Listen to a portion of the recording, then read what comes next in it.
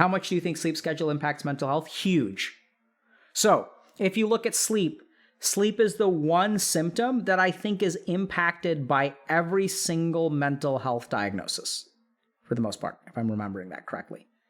So I remember looking at, sort of like each it's the most common element, if not every single one, it is the most common.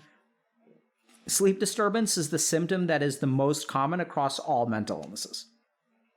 So the way that I understand that is like sleep is the time that your mind and brain use to like repair itself or heal.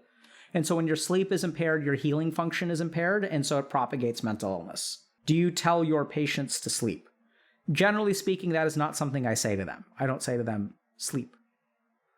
What I will do is ask them how their sleep is, and I will try to help them sleep healthier. Because exactly, like people are saying, just sleep doesn't work. Okay, so here's a couple tips on sleep.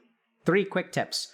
First of all, if you want to control your sleep schedule, it's not about bedtime, it's about waking up time. It is far easier, well, I'm not saying it's easier, it's far easier to wake up when you're tired than it is to go to sleep when you're not. So if you're trying to control your sleep schedule, you're in for 48 to 72 hours of rough wake up. Okay? So I'd say that what y'all should do is set an alarm, set it loud, and set it outside of hand reach. Ideally, like outside your door with the door open.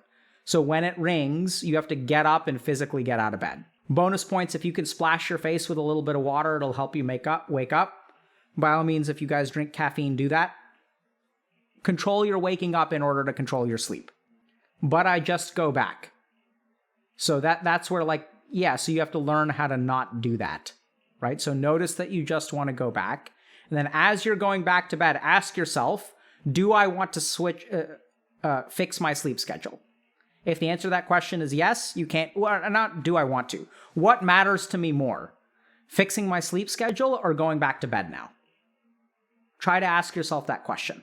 Second thought is screen time and blue light inhibit melatonin production.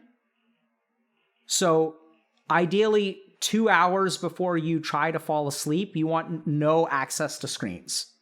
So physiologically, it's going to be easier to sleep because your melatonin will start pumping, and then it'll like physiologically literally be easier to sleep. Third thing is a bedtime routine is very, very helpful for sleep. So you can train your body and your mind to fall asleep at a particular time, like in a very Pavlovian way. 2 hours, but I'm addicted. Yeah, it's hard, dude. I'm not gonna lie. So that's why there's a reason I started with number 1 first. Because if you're tired enough, so what we want to do, so getting a good sleep schedule is all about harnessing the power of fatigue. So that's what I recommend, especially to gamers. So we're not gonna we're gonna use fatigue as our gravity to fall asleep. So the more you can increase your fatigue, the easier it will be to get on a good sleep schedule. You can read a book, absolutely. You just don't want blue wavelength of light. So audiobook is good, book is good. Exercise if you guys feel like it. Stretch, do yoga, all that stuff is fantastic. I think e-ink is actually okay. Yawn. So it's funny that you guys mentioned this because literally today I'm starting the process of resetting my sleep schedule.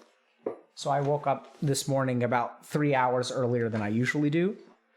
So I'm resetting my sleep schedule as we speak. So now I'm already tired. I'm going to be ready for bed in 4 hours. I've recently enrolled in school. Yes, that is correct.